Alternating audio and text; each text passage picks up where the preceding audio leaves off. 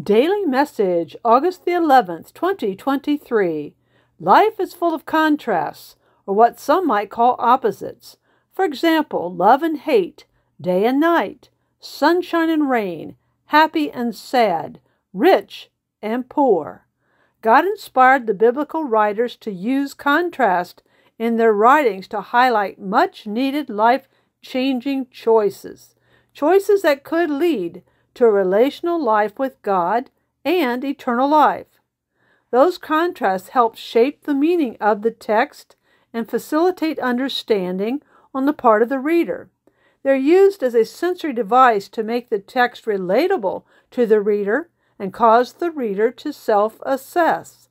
For example, the author of Proverb 10 contrasts the wise with the foolish, hatred with love, the righteous with the wicked.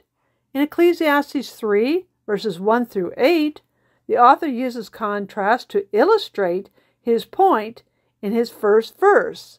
There is an appointed time for everything, and there is a time for every event under heaven, a time to give birth and a time to die, a time to plant and a time to uproot what is planted, a time to kill and a time to heal, a time to tear down and a time to build up, a time to weep and a time to laugh, a time to mourn and a time to dance, a time to search and a time to give up is lost, a time to keep and a time to throw away, a time to tear apart and a time to sew together, a time to be silent and a time to speak, a time to love and a time to hate, a time for war and a time for peace.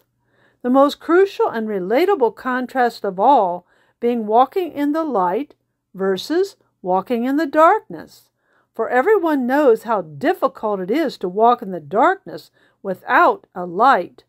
Jesus being the light that shines into the darkness of our lives and shows us the way out of the darkness. For as he said, as written in John 8, verse 12, I am the light of the world.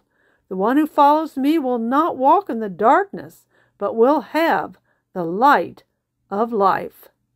May God's use of contrasts in His written word facilitate the message of His word coming alive in your heart and mind. With love to all, Pastor Cheryl.